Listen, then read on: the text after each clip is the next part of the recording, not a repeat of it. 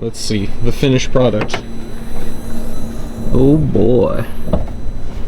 Oh boy. I like it. Yeah, it came out really good. So I've had a lot of footage of this, but let's just do a top to bottom. Yeah. So I'm sure you'll put up what the engine bay looked like before. Came in, it just was driving really, really bad. Garrett texted me a while ago, just like, hey man, what would it take for you guys to remote tune this thing? And I was like, I don't know. It'd be one of those things where it'd be really nice if the car was just here. Mm-hmm. You know, it's a combo we didn't do, can't see it, can't touch it, all that kind of stuff. So the decision was made, ship it out here, and he said just go through it. And if you see anything that needs fixed, fix it. And I'm like, all right, cool. So we get it, and we immediately just throw it on the dyno as it came in.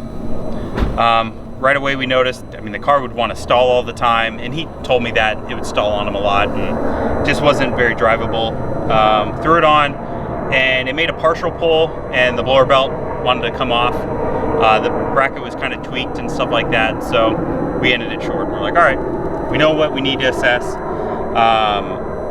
Nick went and tuned it, and I was like, let's try to get the belt as straight as we can, you know, to stay on for partial pull, see what else I'm working with, because I didn't want it to have another underlying issue and then waste time and then we go backwards. Mm-hmm. So Nick tuned it, got a little bit better drivability, but ultimately what we noticed was the MAF signal was bouncing. I think you got it like 20 grams per second, something really crazy. Mm-hmm. So it was in the charge pipe pre-intercooler.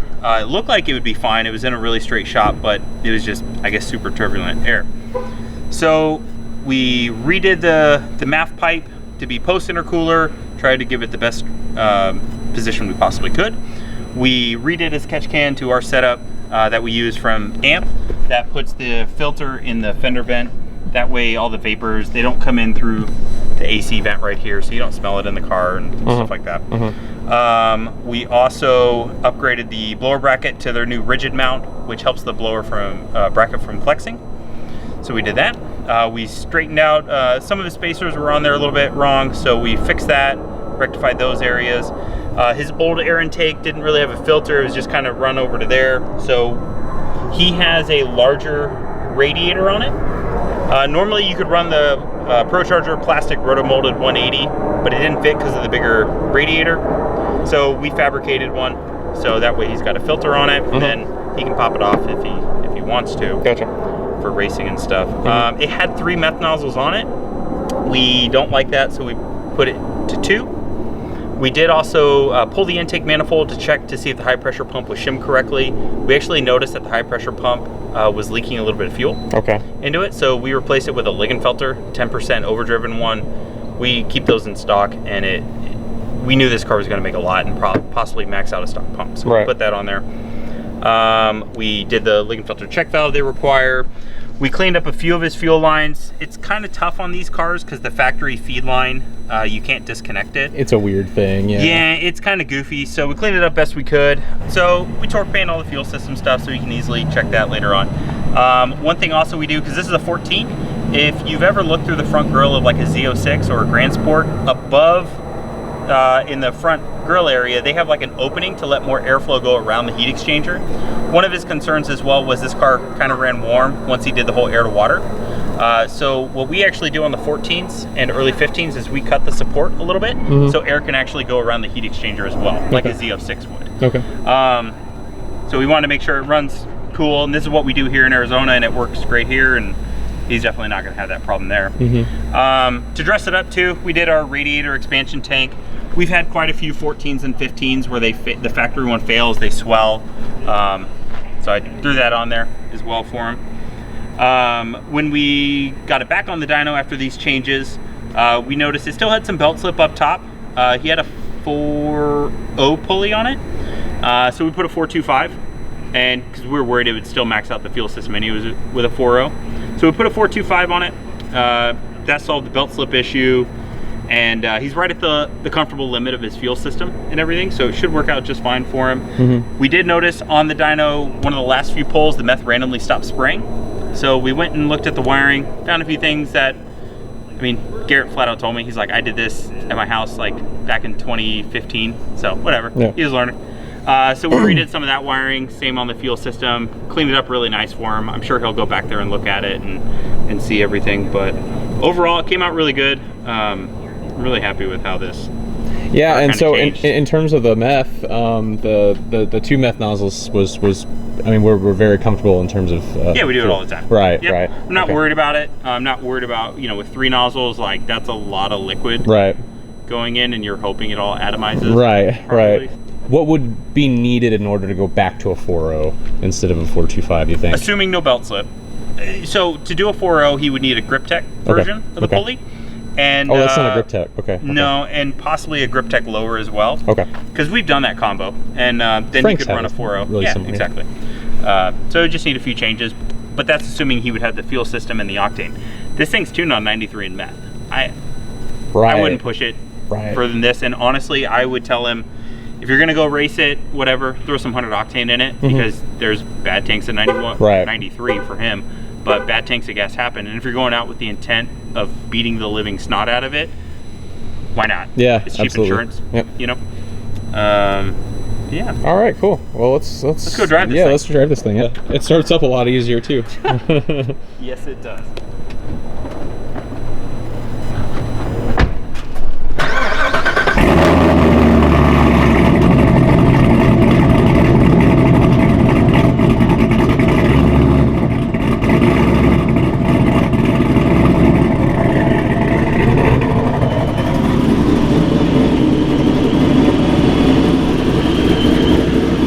I'm sorry, you said this is a 15 or a 14? 14. 14, so first year. So 14. So the motor combo, it's a TSP 427. It has their heads on it, Frankenstein intake manifold.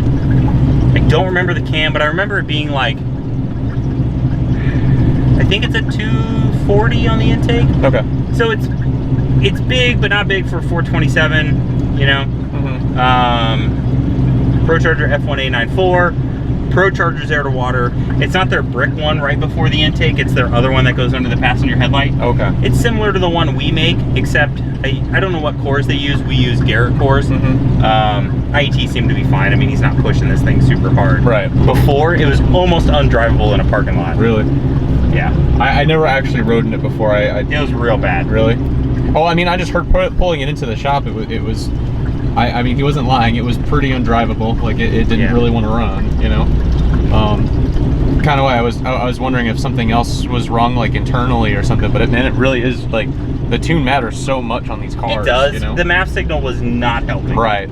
You know, a lot of things were goofy in the tune. Like, they were trying to command 3,800 PSI on the high side, if I remember right. Which you can't command more than 29. Right.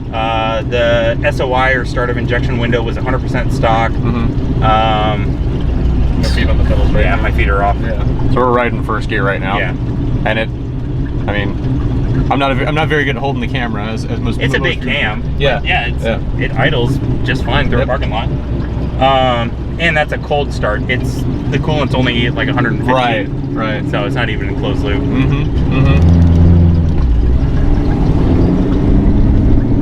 I'm in the giraffe chair, so sorry I'm substantially below you. I'll just film this way. Yeah, right. So I look like a little baby. Garrett, I'm not as tall as you. we need the Joe seat as well. Really, the Jimmy seat too. Garrett's got to be taller than me, because even that seat, I was having a little bit of trouble with the pedals, you know. Yeah. Oh, it drives great. No, yeah, it's actually really fun. Yeah. And I mean, it's good. What were the final numbers, like 1027 on 93 meth? Yeah. I drove it around earlier today, and like coolant temps didn't really go over 190, 195. Yeah, this is the place to test stuff like that, I suppose, you know. Yeah, I mean, it's not the summer, but right now, I mean, it's 81 out. Right.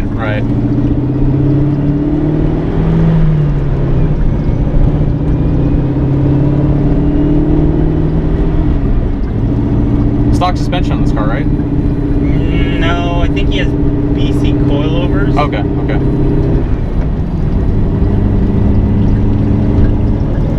Yeah, that's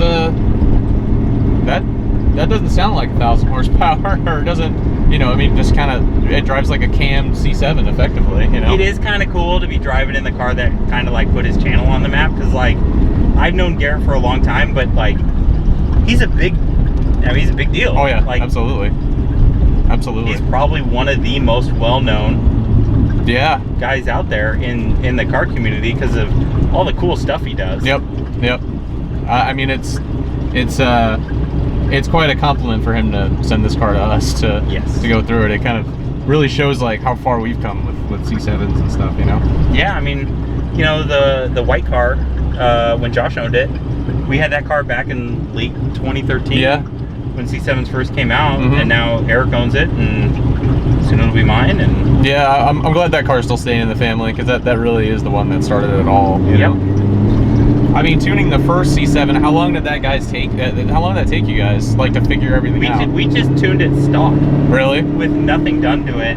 Did it pick up a lot, or? Nah, it was like 10, 11 wheel. Okay. Basically getting rid of cat over temp. Right. And then Bichon actually ported the intake manifold. That's right. And I think it picked up like 6. And then we built the headers on it. And then it picked up like 20. Yep. And then it got heads and cam. Okay. Heads, cam, and then ECS kit. Right. And it had a Novi 2200R.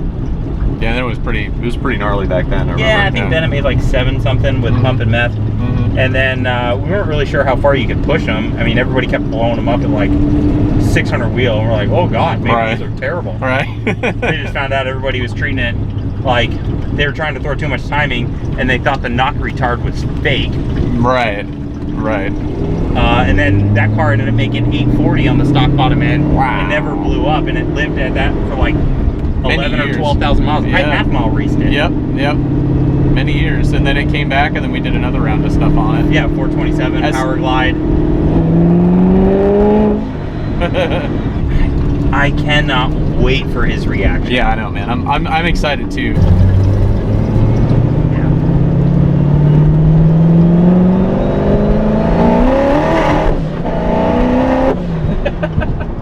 This is really a culmination of all the knowledge we've kind of gathered on these cars at this point, you know. And who better to do it for than? Yeah, then I mean, he'll be able to see the contrast way before us, you know. I mean, like we just go around the block. Like he's going to be driving this car a lot, you know. So yeah, he's going to want to drive the crap out of this car. Yeah, absolutely. How nice it is now. Absolutely. I will say this, Garrett. Don't run the fuel system low. Don't run the meth low. Don't blow it up because I know how the internet trolls can be. Yep. I could have tuned this thing and it could be 4 years down the road. Yep. And the internet will be like, Yep. This came out great, man. It really did. I'm surprised just what like a couple of small things were really due to, you know, it's not like we changed this whole setup or anything, you know? No. Like we just cleaned it up. Right.